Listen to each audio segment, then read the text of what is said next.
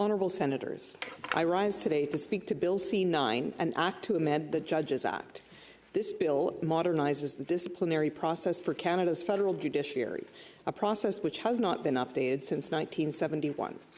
I'm not going to speak about how long ago that was, given that I was born the year before that, but suffice it to say it was due for a refresh. The current process for judicial discipline had some notable shortcomings that Bill C-9 aims to rectify. First, the process was cumbersome and inefficient. Multiple opportunities for judicial review, combined with the fact that a judge's salary and pension earnings continued to accrue throughout the review process, left it prone to delays and potential abuse. Secondly, the length of multiple judicial reviews and their ensuing delays increased costs to Canadian taxpayers, who were left to pick up the tab for the entire process. Bill C-9 will institute provisions to address these significant problems. In addition, it will introduce greater public involvement to the disciplinary process, with the inclusion of lay people or non-legal people on hearing boards. While the government must always strive for even greater transparency, this bill is an important step forward in increasing public confidence in the judicial system. At this point, honourable colleagues, it seems Bill C-9 is relatively uncontroversial. It did pass unanimously in the House of Commons. You may also recall that this is not the Senate's first kick at this proverbial can. A similar version of this bill, almost completely unchanged, was introduced in the Senate as Bill S-5 in May 2021. At that time, I questioned the bill's sponsor, Senator Dalphond, on why a bill such as this, which contained monetary provisions, was being introduced in the Senate of Canada. The Trudeau Government, of course, didn't agree, and the bill remained on the order paper unchanged until the government called an unnecessary election in the summer of 2021. After that election, the government reintroduced the bill in the Senate, this time numbered Bill S-3. The Speaker of the House of Commons expressed the similar concern I had regarding the bill containing monetary provisions originating in the Senate chamber. Oddly enough, the Trudeau government does seem to hear things a lot better from fellow Liberals than it does from Conservative senators. So the government did reintroduce this bill, properly finally, in the House of Commons as Bill C-9 in December 2021. They then proceeded to let it wither for almost a year, until late 2022, when it was amended by the House Committee, passed unanimously by the House of Commons, and returned to the Senate just before we rose in December for our further debate. After this long journey, this is how we find it before us today. To appreciate the changes made in the new process proposed in Bill C-9, it's important to first start by reviewing how the judicial conduct disciplinary system currently operates. Presently, any member of the public can lodge a complaint against a federally appointed judge by contacting the Canadian Judicial Council. I have been advised that although the number of complaints vary by year, the CJC receives roughly 600 complaints per year, usually resulting in only a few moving forward for investigation and only one or two reaching the inquiry committee stage. To date, no judge has ever been removed, although 4 have resigned once a recommendation for removal was made. The Canadian Judicial Council receives the complaint, and one of its members screens the complaint to determine whether it is without merit. If so, the complaint is dismissed. If it seems serious enough to warrant removal of the judge, the complaint then proceeds to the review panel consisting of 3 CJC members, meaning Chief Justices or Associate Chief Justices, and 1 puisne judge, a judge who is not a Chief Justice or Associate Chief Justice, and 1 layperson, a person who has never been a lawyer or a judge before. That review panel determines if the complaint is serious enough to potentially warrant a judge's removal. If yes, the review panel will send a complaint to an inquiry committee comprised of a majority of CJC justices and a minority of lawyers designated by the Minister of Justice. At the end of that inquiry committee's hearing, it issues a report to what is called the Council of the Whole, a group of at least 17 CJC members, but as many as are available. The report from the Council of the Whole requires consensus by a majority of the CJC, recommending removal of the judge to the Minister of Justice. The Minister then recommends the judge's removal to each federal House of Parliament for a vote.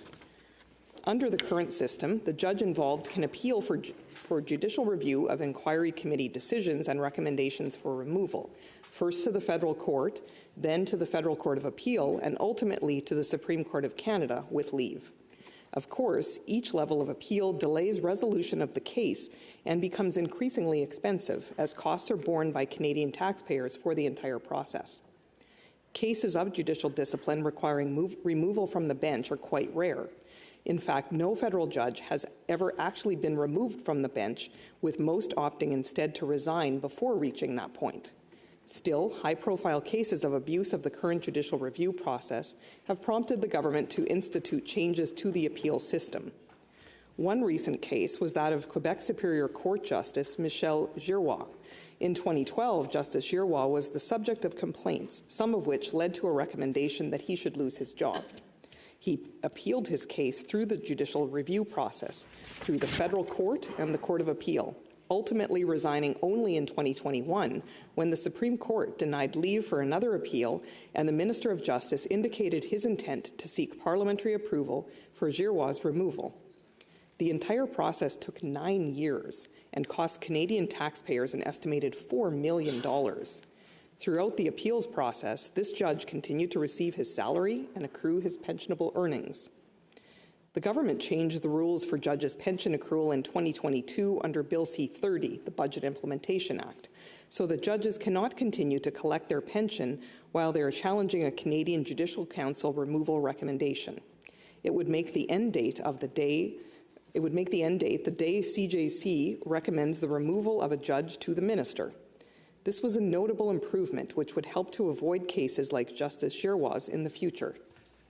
Bill C-9 removes this provision and replaces it with a new end date. Under this legislation, pension entitlement would cease on the day after a full hearing panel notifies a judge of its decision to recommend his or her removal from office. Of course, this new provision would not apply if the Supreme Court of Canada overturns the full hearing panel's decision, or the minister chooses not to remove the judge from office, or either the House or Senate votes against removing the judge from office. Here is the new judicial conduct process as outlined in Bill C-9. First, a screening officer at the Canadian Judicial Council determines whether a complaint is without merit. If so, the complaint is dismissed. If not, it proceeds to an initial review by one CJC member. That member determines whether the complaint should progress to a review panel consisting of one CJC member, one puisne judge, and one lawyer. If that panel determines that a judge warrants removal, the matter then goes to a public hearing panel consisting of 5 members, 2 CJC members, a puisne judge, 1 lawyer, and a layperson. If the complaint does not warrant removal, it is either dismissed, or if it warrants penalties less than removal, the review panel can issue a private or public expression of concern, a warning, a reprimand, ask for an apology, order a judge to take specific measures, including counseling or education, or with the consent of the judge, take any other appropriate action. The judge in question can appeal the complaint to a reduced hearing panel. The reduced hearing panel consists of 3 members, 1 CJC member, 1 puisne judge, and 1 lawyer. If the reduced hearing panel determines that the judge's removal from office could be justified, they then refer the complaint to the Council for the establishment of a full hearing panel.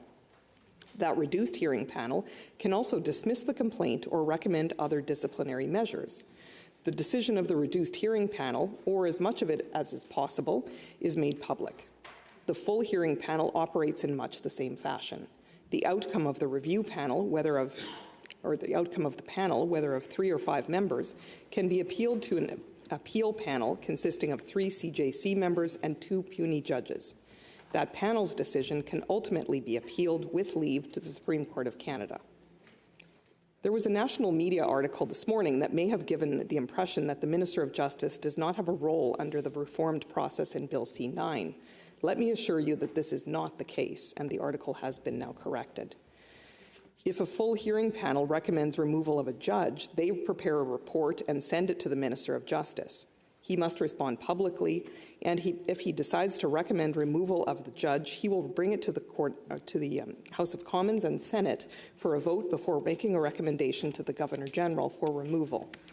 I'd also like to note, for those wondering about the recent report of a complaint against Supreme Court Justice Russell Brown, that his case would proceed under the current judicial conduct system, not the reformed system, since Bill C-9 is not yet law. In any case, as I mentioned earlier, the House of Commons Justice Committee amended Bill C-9. These amendments give a complainant a written explanation for why his or her complaint is dismissed from either a reviewing member or from the review panel, depending on the circumstance. These changes introduce greater transparency into the judicial complaint process, thereby increasing the public's confidence in the fairness of the system. The reformed judicial disciplinary process under Bill C-9 aims to address some significant shortcomings in the old system. First, it provides additional remedies for infractions that fall short of behavior, calling for a judge to be removed from the bench. This provides additional flexibility regarding discipline, while ensuring corrective measures can still be applied in less serious situations. Secondly, the reduction of multiple opportunities in the process for judicial review will prevent the lengthy and costly multi-year appeal scenarios we have witnessed in the past. While I think this legislation is largely supportable, I do have a few questions and areas of concern where I think parliamentarians need to be vigilant. The new system replaces the Council of the Whole with a smaller appeal panel. While I understand that this step is meant to improve streamlining and efficiency, and I appreciate those goals, I submit we need to proceed cautiously here. Removing a judge is a very serious step. It needs to be carefully considered. I will be interested to hear from witnesses at our Senate Legal Committee about whether they find this particular change a sufficient protection of the rights of judges undergoing this process. I also have questions about the penalties that can be imposed in cases of judicial misconduct which do not meet the criteria for removal of a judge. Under this reformed process, these other penalties could include expressions of concern, warnings, reprimands, forced apologies, training, education, or counseling. But Bill C-9 does not propose the option to either suspend a judge temporarily or dock his or her pay. I have further reservations about the consultation process. It seems the public consultations for these new changes to the judicial disciplinary system were conducted quite some time ago. In fact, they began in 2016 when the Department of Justice posted an online survey to its website and then conducted a review of public correspondence received by the department regarding the judicial conduct process. This really doesn't appear to be a robust public consultation process. The government also consulted with many players in the judicial system, including the Canadian Judicial Council, the Superior Court Judges Association, the Federation of Law Societies, the Council of Canadian Law Deans, the Canadian Bar Association, and the provinces and the territories, as well as lawyers previously involved on both sides of the judicial disciplinary process. The department also received submissions from the Barreau du Quebec and the Canadian Association for Legal Ethics. With respect to the provincial and territorial consultations, I would be interested to know when those occurred, as many of those governments have changed in the last several years. Yet with all those consultations, I find it strange that one stakeholder in the legal system the government didn't think to consult for this bill was the federal victims ombudsperson, nor anyone else representing the concerns of victims of crime. In the past, we've seen public outcry about comments and attitudes of some judges towards victims of crime, especially complainants in sexual assault cases.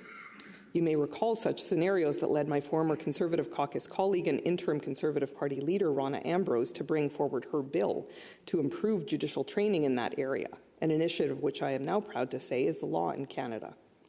Yet we see in the consultations on Bill C-9 that the Trudeau government has once again omitted the voices of crime victims from the process. It should be an automatic reflex to include victims of crime in consultations on matters so impacting the criminal justice system. Clearly, for this government, it is not. How victims of crime are treated in the courtroom and throughout their interaction with the legal system has a direct and important impact on the public's confidence in our justice system. Of course, I simply can't let the opportunity slide by to discuss another factor which undermines public faith in our legal system: the Trudeau government's ongoing failure to appoint judges in a timely manner. This has a huge impact on delays in the criminal justice system, which after the Supreme Court of Canada's Jordan ruling in 2016 has led to serious criminal charges being thrown out in some cases of lengthy court delays. Last October, I asked Justice Minister Lametti about the astonishing 89 judicial vacancies he had at that time. He tried to brush off the criticism, stating, quote, "We're appointing judges at a faster pace and there will be more appointments forthcoming soon," close quote. But by March 1st, 5 months after I asked him about this, The number is virtually unchanged. There are still 86 judicial vacancies across Canada.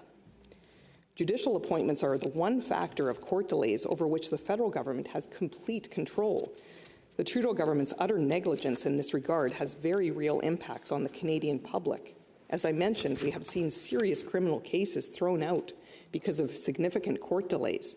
But without judges in courtrooms, there is also additional uncertainty created in the lives of Canadians dealing with legal matters in non-criminal courts, in family law custody cases, insurance disputes, or any other legal conflicts where the circumstances of their lives, their families, their homes, their jobs, their health may hang in the balance. Court delays increase costs and prevent Canadians involved with the legal system from moving forward with their lives. This Trudeau government's failure to appoint judges undermines Canadians' belief in a fair system of justice. And at the end of the day, honourable senators, Canadians need to have faith in our legal system. Canadian judges rightfully have a reputation as some of the best jurists in the world. We need to support them by modernizing our judicial conduct system, thereby ensuring a just, more accountable, more transparent process for all involved. I look forward to studying this bill further at committee so that we can get that work underway and have important questions answered. Thank you.